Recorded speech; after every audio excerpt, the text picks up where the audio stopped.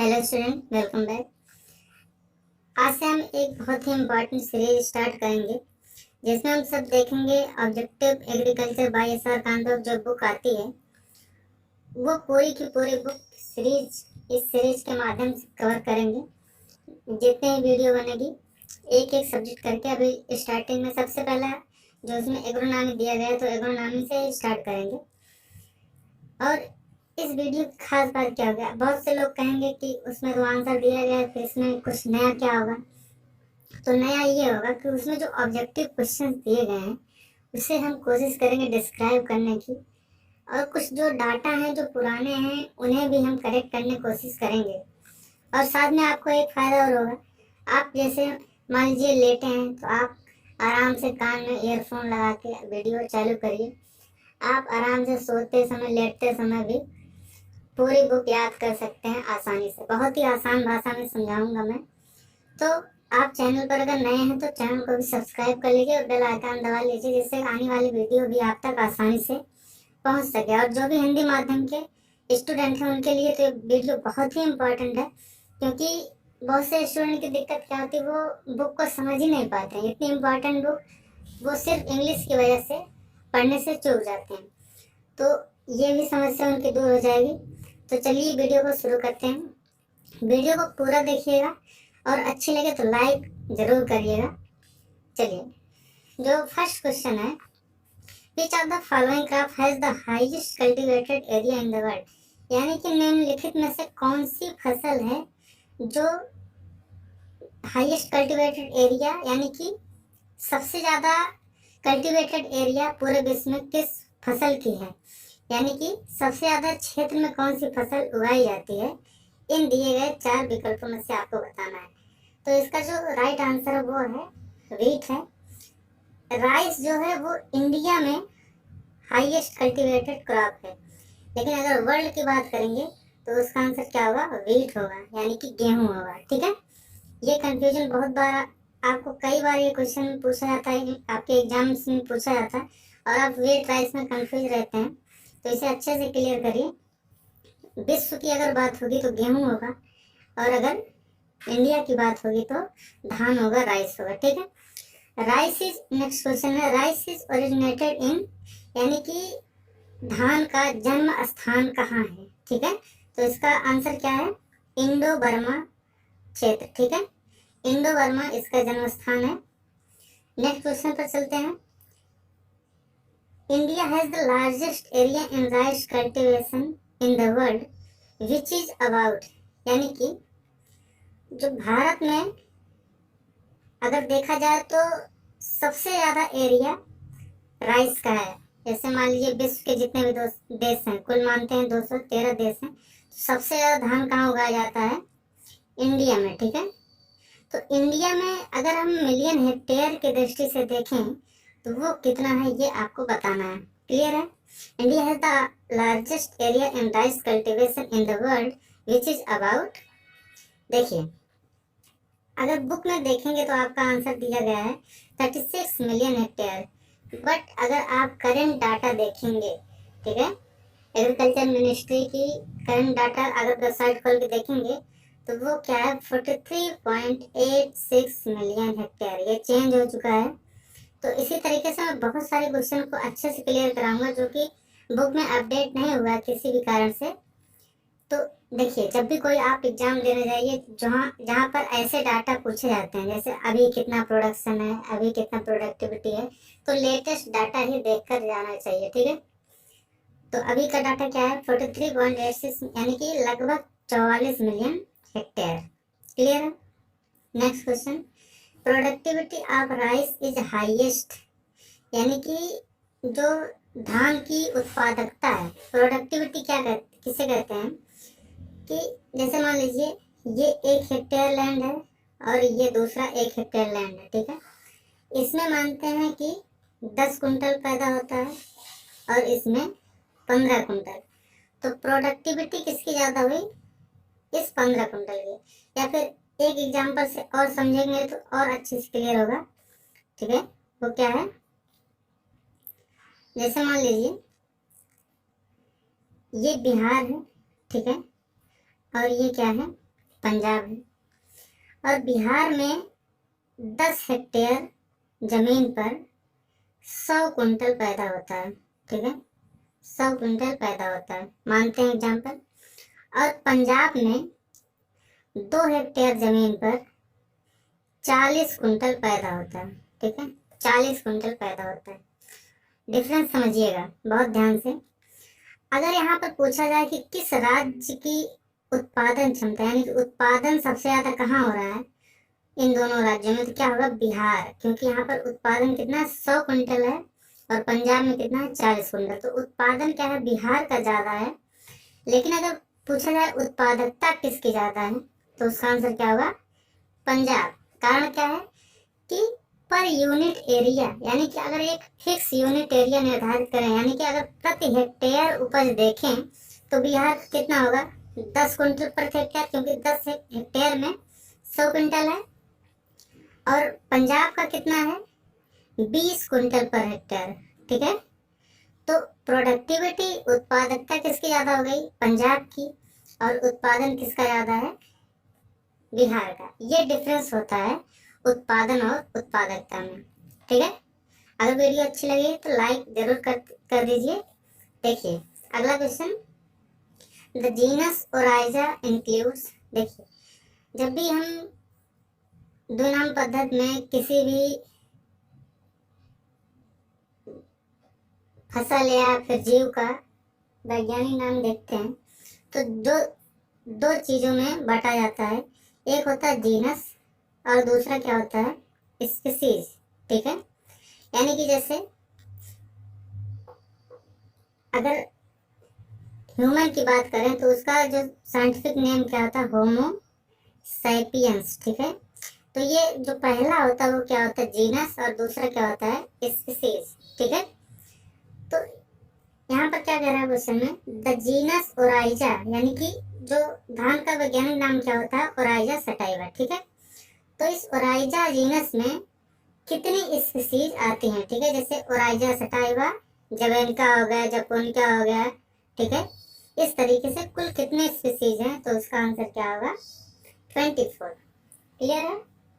चलिए next question, the variety which belongs to species Oryza glaberrima, ठीक है, are found in, यानी कि जो देखिए ओराइजा सटाइवा की जो ग्लेवेरिमा स्पीसीज है वो कहाँ पर पाई जाती है? तो इसका राइट आंसर क्या होगा? अफ्रीका, ठीक है। इंडिया में कौन सी है? इंडिका, ठीक है। Oryza sativa variety indica. अगर अफ्रीका की बात करें तो क्या है? ग्लेवेरिमा, ठीक है। Next question, the rice varieties grown in India belongs to indica, ठीक है। अभी मैंने बताया कौन सा? इंडिका। अगला question, rice grown in Indonesia belongs to, यानी कि जो इंडोनेशिया देश है वहां पर जो वैरायटी ग्रोन की जाती है, उपजाई जाती है, वो कौन सी है? ओराइजा सटाइवा जो ग्लेवेरिमा है ये तो अफ्रीका हो गया, ठीक है। इंडिका क्या हो गया? इंडिया का हो गया। लेकिन अगर हम बात करें इंडोनेशिया की तो इसका आंसर क्या होगा? जपोनिका, ठीक है। चलिए अगला question, non traditional area of rice cultivation include. देखो ट्रेडिशनल का मतलब क्या होता है? पारंपरिक, यानी कि पहले से जहां पर बोया जाता हो, उगाया जाता हो, ठीक है। लेकिन नॉन ट्रेडिशनल मतलब कि पहले वहां पर धान की खेती नहीं होती थी लेकिन अभी होने लगी। अभी मतलब जब से हरित क्रांति आई, नहरें बनी, ठीक है, नदी जोड़ो परियोजना शुरू हुई, उसके बाद से यानी कि सिंचाई की व्यवस्था जब से हुई तब से कहाँ पर धान उगाया जाने लगा, ठीक है। तो देखिए उत्तर प्रदेश, बिहार यहाँ तो पहले से ही होता है। वेस्ट बंगाल ये तो एक तरीके से समझ लीजिए जन्म स्थान ही है, ठीक है, क्योंकि इंडो बर्मा क्षेत्र क्या है? लगभग वही आता है, ठीक है। तमिलनाडु, आंध्रा, यहाँ पर भी पहले से धान होता है। लेकिन जो पंजाब और हरियाणा है ये क्या है? नॉन ट्रेडिशनल एरिया है, यहाँ पर बाद में धान उगाया जाना शुरू हुआ, ठीक है। तो इसका जो राइट आंसर क्या होगा? पंजाब एंड हरियाणा। इसके बाद the rice inflorescence is known as, यानी कि धान का इन्फ्लोरेसेंस होता है उसे क्या कहा जाता है या किस नाम से जाना जाता है, ठीक है। तो इसका राइट आंसर क्या है, पेनिकल।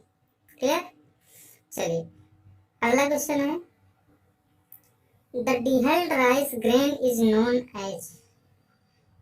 देखिए जैसे ये मान लेते हैं एक क्या है, धान है, ठीक है, राइस है, इसके ऊपर ये क्या है, छिलका है, ठीक है, ये छिलका है। लेकिन जब ये छिलकों को हटा दिया जाता है, ठीक है, ये छिलको क्या इंग्लिश में क्या कहते हैं, हल बोलते हैं, ठीक है, हल। लेकिन जब हल को निकाल दिया जाएगा यानी कि डिहल्ड राइस, ठीक है, यानी कि छिलका निकाल दिया गया, ठीक है।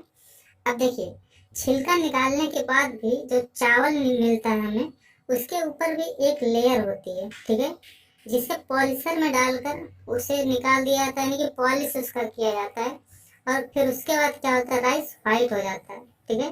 क्वेश्चन को समझिएगा, क्वेश्चन क्या कह रहा है, द डिहल्ड राइस ग्रेन, यानी कि सिर्फ ये ऊपर का हल निकाला गया है, ठीक है, जिसे भूसी बोल सकते हैं, वो निकाला गया है, और इससे पॉलिश नहीं निकाला गया, यानी कि व्हाइट राइस इसका आंसर नहीं होगा। इसका जो राइट आंसर होगा वो क्या है, ब्राउन राइस, ठीक है, यानी कि उसके ऊपर अभी जो पॉलिश करने के बाद भी निकाल दिया था वो अभी बचा है, ठीक है। क्वेश्चन समझ में आ रहा है। चलिए अगला क्वेश्चन है, राइस क्रॉप नीड्स, यानी कि जो क्लाइमेट होती है वो कैसी चाहिए राइस के लिए। फर्स्ट ऑप्शन है warm and humid climate, hot and humid climate, dry and hot condition, cold and dry climate. तो इसके लिए जो फेवरेबल कंडीशन होती है वो क्या है, hot and humid climate.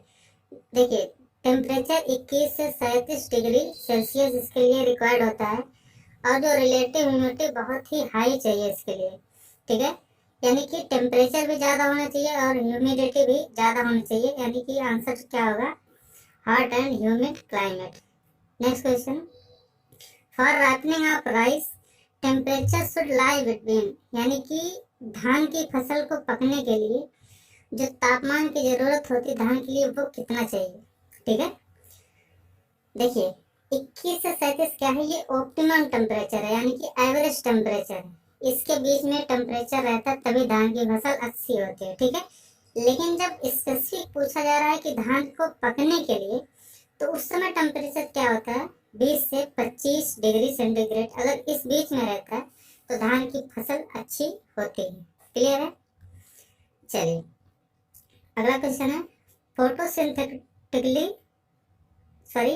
फोटोपीरियडिकली rice is a type of, इसका मतलब समझ लीजिए। देखिए आपको ऑप्शन ध्यान से देखेंगे तो long day, short day, day neutral, intermediate.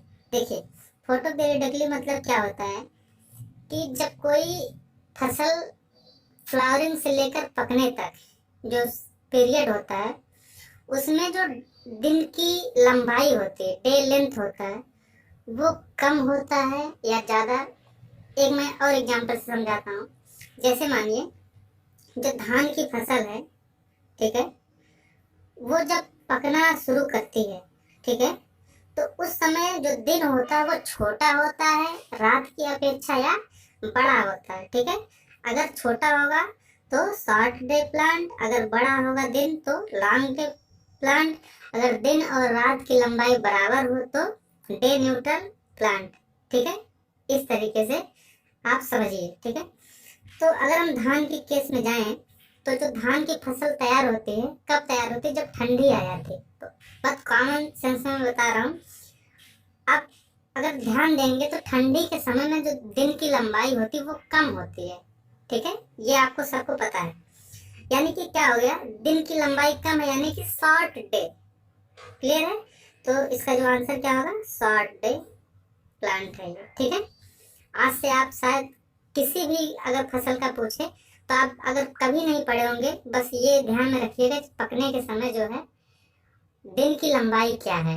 अगर ये आपको ये कॉन्सेप्ट क्लियर है, आपका एक भी क्वेश्चन गलत नहीं होगा। चलिए अगला question, the sowing time of aus rice is. देखिए 3 होता है, अस, अमन और बोरो, ठीक है। तो पहला क्या अस का क्या है, अप्रैल मई है, ठीक है, ठीक है। इसके बाद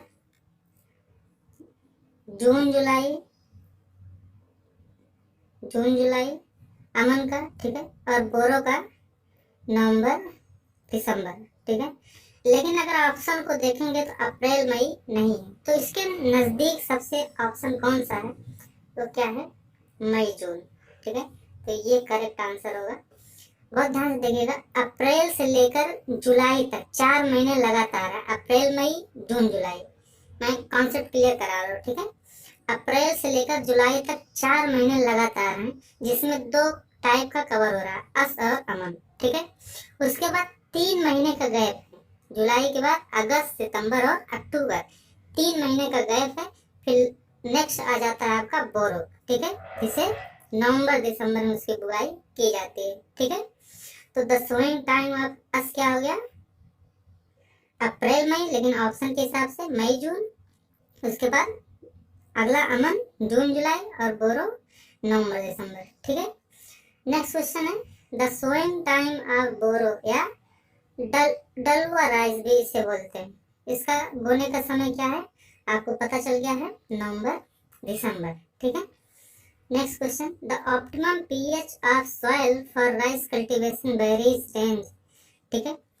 यानी कि धान की फसल के लिए जो उपयुक्त पीएच मान होता है वो कितना चाहिए, वो है 4 से 6, ठीक है।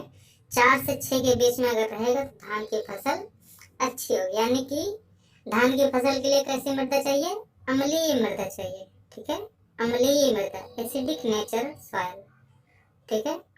अगर पीएच की जगह एसिडिक या बेसिक पूछे तो ये भी आपको कॉन्सेप्ट क्लियर होना चाहिए। चलिए next question, IR8 variety of rice is introduce in India from, यानी कि जो धान की IR8 वैरायटी है वो भारत में कहाँ से ले आई गई, तो जो उसका राइट आंसर क्या होगा, Philippines. Next question, which of the following variety is dwarf mutant variety, यानी कि निम्नलिखित में से कौन सी वैरायटी डॉर्फ म्यूटेंट वैरायटी है, ठीक है।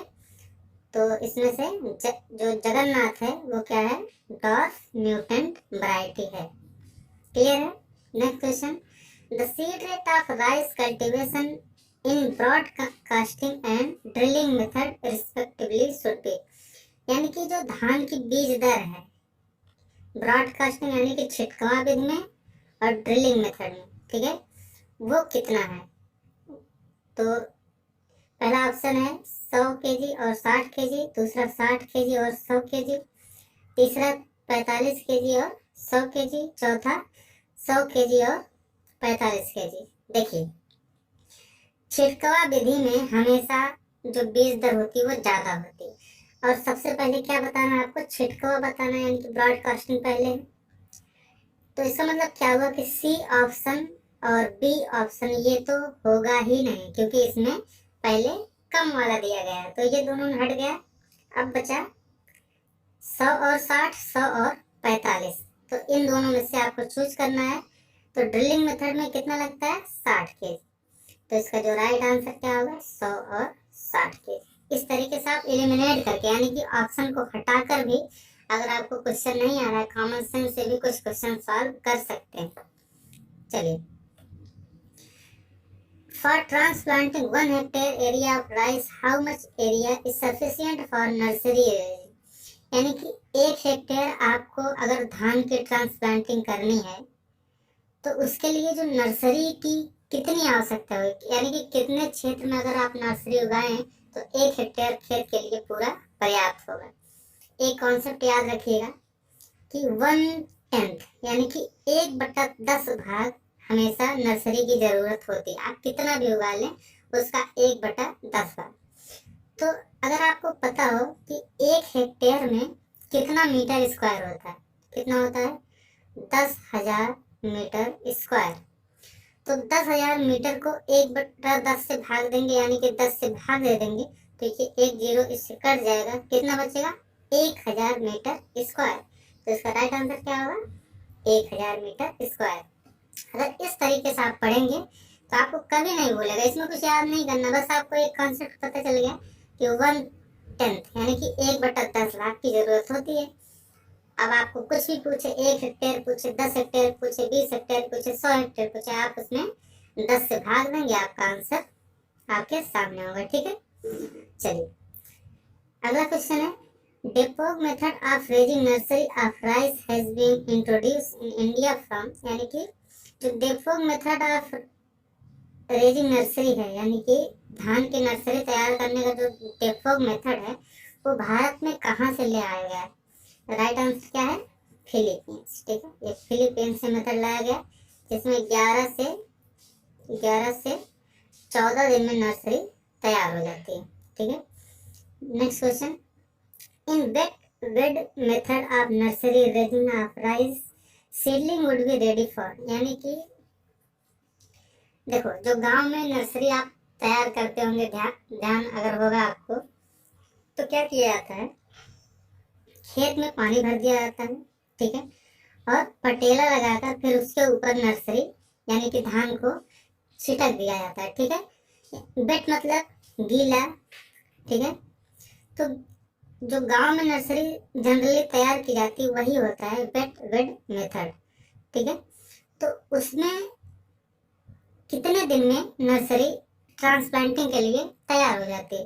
तो उसका राइट आंसर क्या होगा? 20 से 25 दिन। आपको पता भी होगा, अगर आप एग्रीकल्चर बैकग्राउंड से, यानी कि आपके घर अगर खेती होती है तो आपको पता होगा कि आपके यहाँ 20 से 25 दिन में लगभग नर्सरी तैयार हो जाती है। ठीक है, उसी को क्या बोलते हैं? Wait method. ठीक है, अगला, in rice डेपोग seedling would be ready for transplanting, यानी कि जो डेपोग मेथड है सीडलिंग तैयार करने का, उसमें कितने दिन में ट्रांसप्लांटिंग के लिए नर्सरी तैयार हो जाती है? ठीक है, तो अभी मैंने ऊपर बताया यहाँ पर 11 से 14 दिन में तैयार हो जाता है। तो इस वीडियो में इतना ही। अगर वीडियो अच्छी लग रही है तो मुझे लाइक करिए और कमेंट में ज़रूर बताइए कि वीडियो कैसी लग रही है। ठीक है, तो उसी तरीके से हम और भी वीडियो जल्दी जल्दी लेके आएंगे। अगर वीडियो आपको अच्छी लग रही है तो मिलते हैं अगले वीडियो में। नमस्कार।